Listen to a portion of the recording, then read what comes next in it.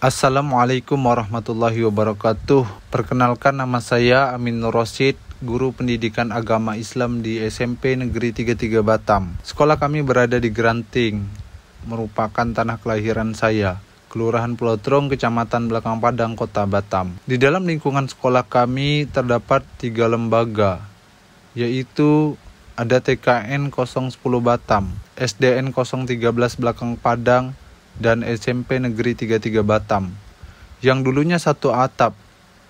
Pada tahun 2024 terpisah secara administrasi. Meskipun lokasi sekolah kami berada di hinterland yang jarak tempuhnya puluhan kilometer dari pusat kota, dengan keterbatasan yang ada sebelum masuknya PLN, kami menggunakan listrik swadaya masyarakat yang hidupnya mulai jam 18 WIB sampai dengan 23 WIB. Pagi harinya kami menggunakan mesin genset sekolah pada saat waktu tertentu. Ditambah lagi sulitnya untuk mengakses jaringan internet. Di tahun 2023 kami melaksanakan ANBK di pulau seberang, yaitu di Teluk Kangkung, menggunakan bot pancung. Hal itu tidak membuat kami surut untuk berpendidikan, apalagi menyerah. Dengan kesemangatan kepala sekolah membuat kami bersama rekan-rekan guru termotivasi sehingga dapat mengkondisikan waktu dan keadaan yang ada demi kenyamanan anak didik dalam proses belajar mengajar. Alhamdulillah, pada akhir tahun 2023 PLN masuk di Pulau Granting. Hal ini dapat membantu sebagai fasilitas perlengkapan untuk memenuhi kebutuhan administrasi sekolah dan lain-lain. Di tahun 2024, pemerintah pusat melalui Kominfo dengan programnya menyalurkan WiFi Bakti Aksi masuk ke sekolah kami. Alhamdulillah, hal ini dapat membantu sekolah dalam mengakses internet dan berfungsi sampai saat ini. Namun, tidak sampai di situ saja. Beriringnya waktu berjalan, sekolah kami mengalami kerusakan bagian atap yang kiranya dapat berisiko. Bahkan dikala hujan, ruangan kantor, kelas, bocor. Hal ini dapat mengganggu kenyamanan proses belajar mengajar. Sambil menunggu perbaikan atap, setelah berkoordinasi dengan perangkat desa baik RW, guru TPQ, kepala sekolah mengambil langkah untuk pindah numpang di TPQ agar proses belajar mengajar tetap berjalan dengan lancar. Terkadang jiwa ini merasa letih.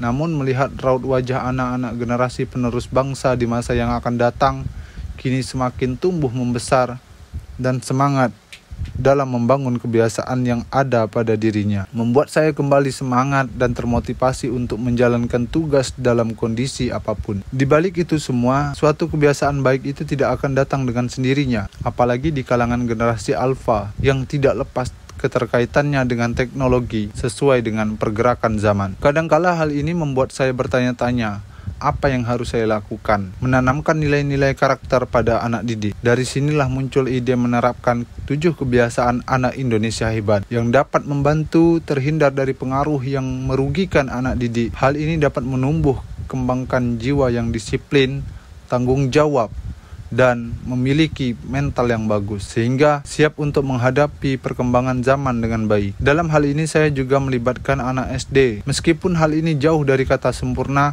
akan tetapi saya yakin dari hal yang kecil akan tumbuh kembang menjadi besar. Langkah untuk membuat kenyamanan dalam menerapkan 7 kebiasaan anak Indonesia hebat sangatlah tidak mudah. Hal ini memerlukan pendekatan emosional yang mendalam. Dalam pelaksanaannya memerlukan waktu proses yang cukup menantang. Kadangkala muncul rasa malas, letih, dan lain-lain. Namun hal itu terbayarkan jika ada sebagian kecil anak-anak didik yang tetap semangat dan dalam menerapkannya. Dari situlah saya beranggapan bahwasanya tindakan ini tidaklah sia-sia. Mulai dari bangun pagi, beribadah, berolahraga, makan bergizi, gemar belajar, bermasyarakat, dan tidur cepat. Sebagai langkah utama, saya menerapkan kepada anak didik yang mengikuti program bimbingan belajar, meliputi anak SMP dan juga SD. Secara umum meliputi semua anak didik SMP Negeri 33 Batam. Yang pertama, bangun pagi. Hal ini saya terapkan dalam keseharian, agar supaya anak-anak dapat bangun pagi lebih awal. Saya membuat program bimbingan belajar setelah salat subuh. Alhamdulillah berjalan dengan baik. Meskipun kadangkala jumlah kehadiran naik turun, akan tetapi antusias kesemangatan anak-anak dapat saya rasakan. Secara perlahan dapat menanamkan sikap disiplin, tanggung jawab. Dengan begitu, anak didik aktif untuk bangun pagi sehingga datang ke sekolah tidak terlambat. Yang kedua, beribadah. Selaras dengan adanya program bimbingan belajar ini, secara otomatis anak didik melaksanakan ibadah berupa sholat subuh, baik itu dikerjakan secara berjamaah maupun sendirian,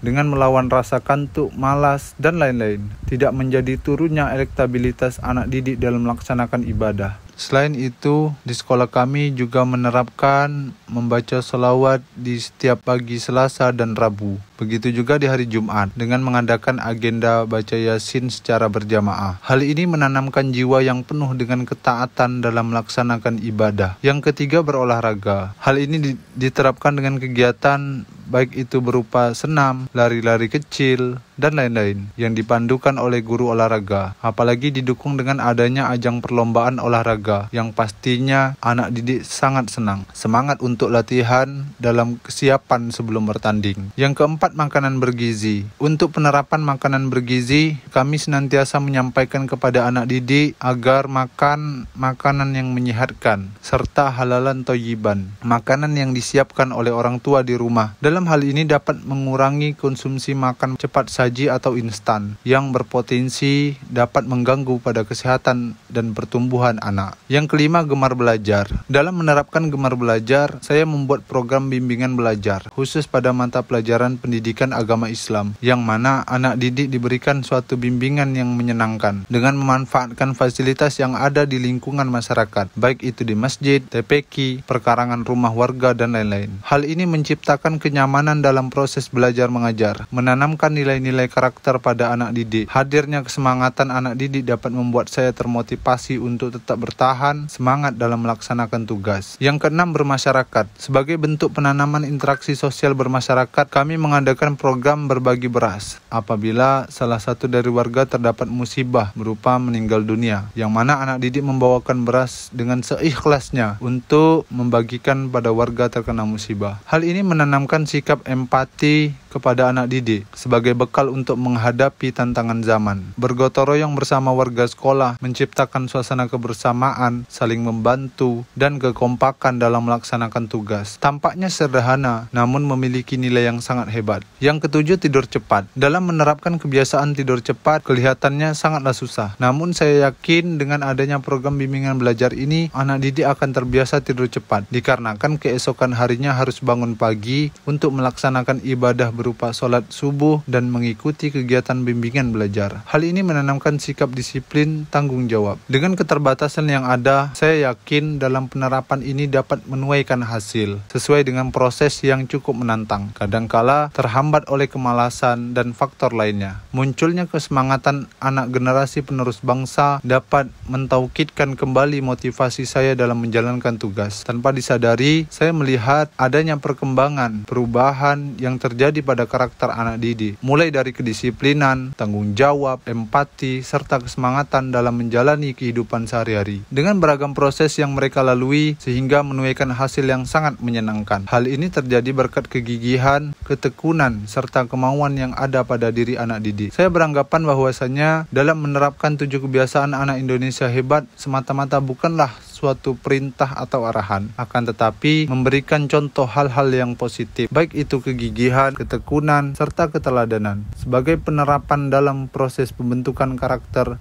anak hinterland hebat, menerapkan 7 kebiasaan anak Indonesia hebat. Saya ingin menyampaikan bahwasanya tiap langkah untuk menciptakan hal yang besar mestilah terlebih dahulu memulai dari hal yang kecil, dari lubuk hati yang paling dalam. Mudah-mudahan dengan dedikasi yang sederhana ini dapat membuat saya lebih termotivasi, semangat, gigih, serta sabar dalam melaksanakannya. Yang terpenting memperoleh ridhonya Allah Subhanahu wa Ta'ala. Meskipun jauh dari kata sempurna, akan tetapi saya sangat senang dengan adanya perubahan yang terjadi pada anak didik. Hal ini tidak menjadi titik akhir dalam pengabdian saya. Untuk itu perlu adanya evaluasi serta perbaikan ke depannya. Semua itu tidak lepas dari dukungan kepala sekolah serta rekan-rekan guru yang senantiasa memberikan motivasi, kesemangatan, serta ide-ide cemerlang. Saya sangat berterima kasih yang tak terhingga. Mudah-mudahan Allah Subhanahu wa taala meridhoi setiap langkah pergerakan kita. Amin amin ya rabbal alamin. Akhirul kalam, wallahu muwaffiq ila aqwamit thoriq. Assalamualaikum warahmatullahi wabarakatuh.